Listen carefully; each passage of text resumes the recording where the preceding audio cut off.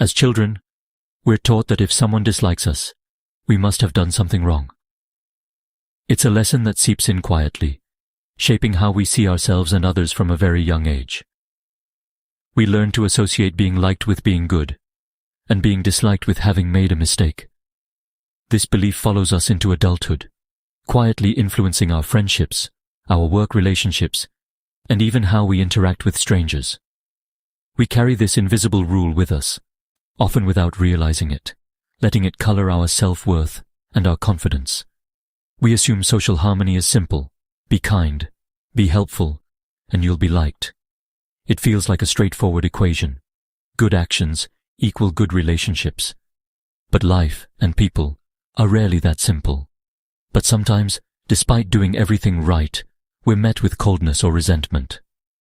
We might find ourselves excluded, misunderstood, or even targeted for reasons that seem to make no sense. This can be unsettling, making us question ourselves and replay every interaction in our minds, searching for what we could have done differently. The discomfort can linger, making us doubt our own intentions and actions. The truth is, someone's dislike often has little to do with you, and everything to do with them. Their feelings are shaped by their own insecurities, experiences, and perspectives, not just your behavior. Your quiet confidence or self-sufficiency can unintentionally threaten others, acting as a mirror for their insecurities. Sometimes, just being comfortable in your own skin can make others uncomfortable in theirs. Sometimes, people dislike you not because you're wrong, but because you're right for yourself. Your authenticity can remind others of what they're missing or what they wish they could be. Your calm may highlight their anxiety. Your sense of peace can make their inner turmoil feel more pronounced. Your independence, their need for validation. The contrast can be uncomfortable for them, even if you've done nothing to provoke it. Their reaction is not a fair judgment of your character. It's a reflection of their own struggles, biases, and sometimes their envy. Understanding this frees you from the burden of self-blame. You can let go of the need to please everyone and focus on being true to yourself. The unspoken rule that you must have done something wrong is often just that, unspoken and untrue. It's a myth that keeps us small, and it's time to let it go. True wisdom is realizing that sometimes simply being yourself is enough to unsettle others. And that's not your fault. It's simply a sign that you're living authentically, and that is always enough. Tolstoy observed that people often dislike an authentic person simply for existing. Sometimes just being yourself, without apology or pretense, can make others uncomfortable, even if you haven't done anything to provoke them. Authenticity isn't arrogance. It's living by your own values, not seeking constant approval. It's about being true to yourself, even when it means standing apart from the crowd or making choices others don't understand. This quiet strength can unsettle those who rely on external validation. When you don't mirror their anxieties or seek their acceptance, it can highlight their own insecurities. To the insecure, your calmness or silence may seem like aloofness or judgment. They might misinterpret your peace as indifference or even superiority, when in reality, you're simply comfortable with yourself. Many people measure their worth by group approval. When you don't play that game, it confuses and threatens them. Your refusal to conform can feel like a silent challenge to their way of living. Their dislike is a defense mechanism, a way to push away what they don't understand. Sometimes, it's easier for them to judge you than to question their own need for validation. If you're disliked for no clear reason, you might be passing the Tolstoy test. It's a sign that your presence alone is enough to stir something in others, even if you're simply minding your own business. Your authenticity may be the very thing causing friction. It can act as a mirror, reflecting back to others the parts of themselves they're not ready to face. This isn't a call to be proud of being disliked, but a reminder. Your self-acceptance can challenge others. It's not about seeking conflict, but about honoring your own truth. Your quiet contentment doesn't need to be announced or defended.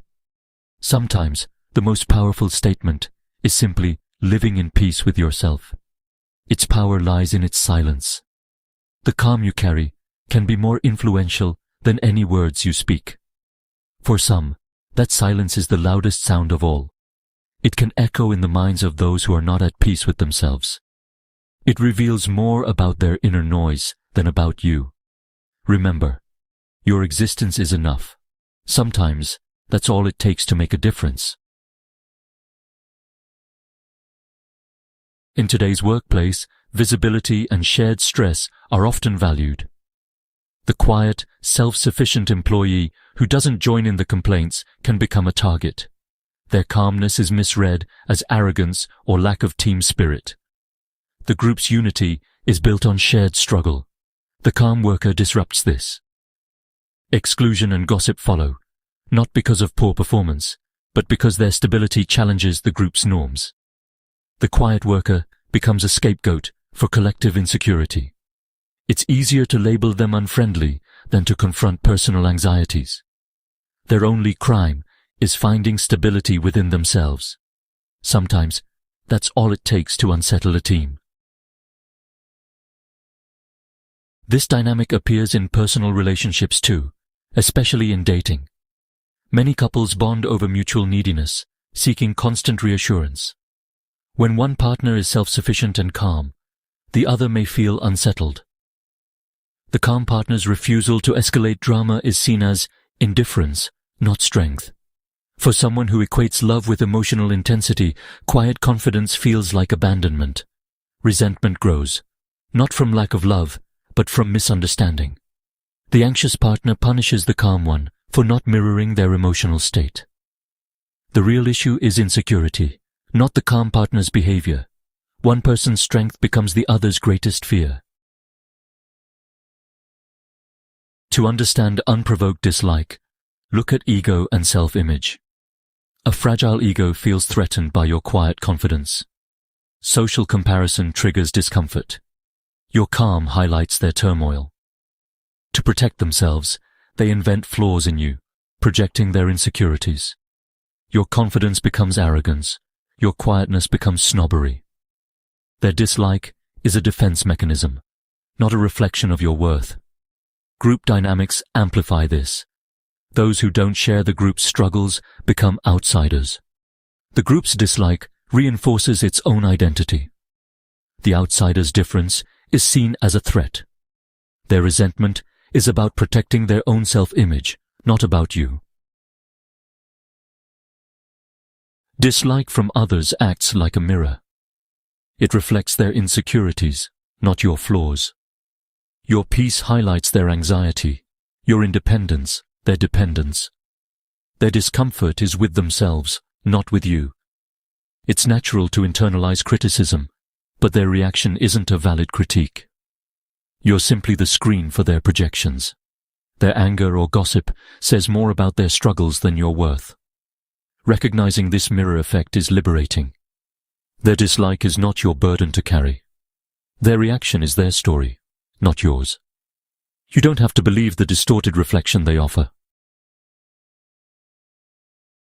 When faced with unprovoked dislike, our instinct is often to fight back, defend ourselves, or desperately seek approval from those who misunderstand us. It's natural to want to be liked, to fit in, or to prove our worth. But sometimes, the most powerful response is to do nothing at all. Choosing not to react can be an act of quiet strength. Stand still. Maintain your calm and confidence, even when others try to shake it. Your composure is your shield. Don't shrink yourself to suit their ego or change for their comfort.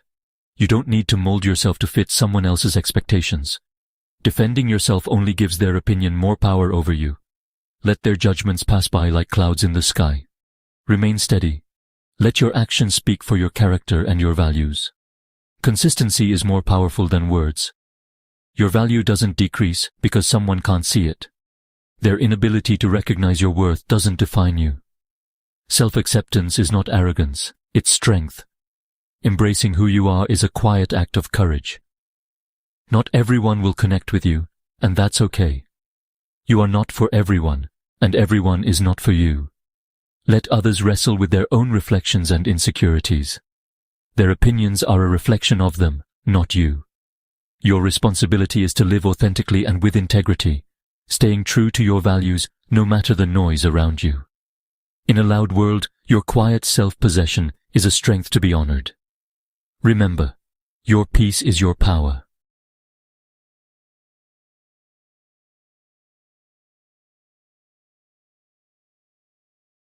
So, we've established how your quiet self-sufficiency can, maybe without you even realizing it, kind of weaponize another person's insecurities against them. But honestly, the friction of unprovoked dislike goes way beyond just psychological projection. It moves into this darker territory of social control and, the silent, invisible agreements we're all expected to sign the moment we step into a room. When you start to master your own psychology, you just don't fit neatly into those predefined categories that make other people feel safe and, superior. If you find value in dismantling these unspoken social rules, make sure to subscribe to the channel as we keep breaking down the mechanics of personal authority. You refuse to play the designated role they instinctively assign to you in their psychological script. People navigate the complexities of the world by placing everyone they meet into predictable, easily manageable categories. They look for the follower, the appeaser, the perpetual victim, the eager entertainer, or the submissive subordinate. Tolstoy recognized that society demands conformity not just in our outward actions, but deeply within our spirit. When you carry genuine personal authority, you implicitly reject the restrictive labels others attempt to place upon you just to make their own lives easier. If someone in your environment is used to dominating the room through loud, aggressive behavior or subtle manipulation, they totally expect you to either shrink in intimidation or recklessly compete for dominance. When you do neither, but instead hold a relaxed, unwavering physical presence and speak only when it serves your purpose, you completely dismantle their entire strategy. You've refused to accept the role of the intimidated subordinate, but you've also refused the trap of becoming the aggressive, reactive rival. This, honestly, leaves them entirely without a script. People deeply resent those who make them feel socially incompetent or ineffective. Their subsequent, inexplicable dislike of you is really just a primitive attempt to punish you for not participating in the hierarchical game they know how to play. This dynamic is equally prevalent in long-term relationships and established social circles. If you have spent years as the highly accommodating friend or the reliable safety net, and you suddenly begin setting firm boundaries based on your own values, the immediate reaction from others will often be deep resentment, disguised as moral concern. They will claim you have changed, become cold, or lost your empathy. The truth is, they are not mourning the loss of your warmth. They are mourning the loss of their convenience. Your new boundary requires them to expend effort and demonstrate respect where they previously enjoyed free, unearned access. The most powerful psychological maneuver in these situations is absolute, unwavering consistency. Do not apologize for the new parameters of your life. When you enforce a boundary with calm neutrality, devoid of anger or long-winded defensive explanations, you deny them the emotional reaction they desperately need to justify their resentment. Over time, the environment will correct itself. They will either adapt to your new standard of respect, or they will remove themselves from your reality entirely, both of which are decisive victories for your personal sovereignty. Your unapologetic existence constantly reminds them of the quiet, painful compromises they have made with their own lives. The final, and perhaps most profound reason you encounter unprovoked hostility is rooted in the heavy, silent price of societal adaptation. In works like The Death of Ivan Ilyich, Tolstoy observed that the vast majority of individuals live in a state of quiet, unacknowledged despair, having traded their true desires and personal authority for the fleeting safety of social acceptance and conventional success. When they encounter someone who has boldly refused to make that tragic trade, someone who lives with clear, undeniable intention and refuses to apologize for their ambition or their high standards, It triggers a profound, agonizing sense of envy. This is not the superficial envy of material possessions or status, but the much darker, existential envy of personal freedom. If you have the discipline to walk away from toxic dynamics without looking back, the courage to pursue meaningful work against the grain, or the ability to simply exist without the constant, nervous hum of anxiety that plagues the modern world, you become a walking indictment of their life choices. They hate you because your reality proves that their compromises were voluntary choices, not inevitable necessities. To accept you and celebrate your authority would require them to admit that they surrendered their own. You will encounter this specific, insidious brand of animosity from people who frequently offer unsolicited advice, perfectly designed to lower your expectations. They will patronizingly tell you to be realistic, to stop taking things so seriously, or to just blend in and enjoy the ride. It is vital to understand that their advice is never meant to protect you from failure. It is meant to protect them from the intense discomfort of your actualized potential. Handling this requires a deep internal recognition that their words carry absolutely zero weight in your reality. You do not need to argue with their self-imposed limitations or prove your trajectory to them. True influence and magnetic attraction are born from this exact form of silent, unwavering self-trust.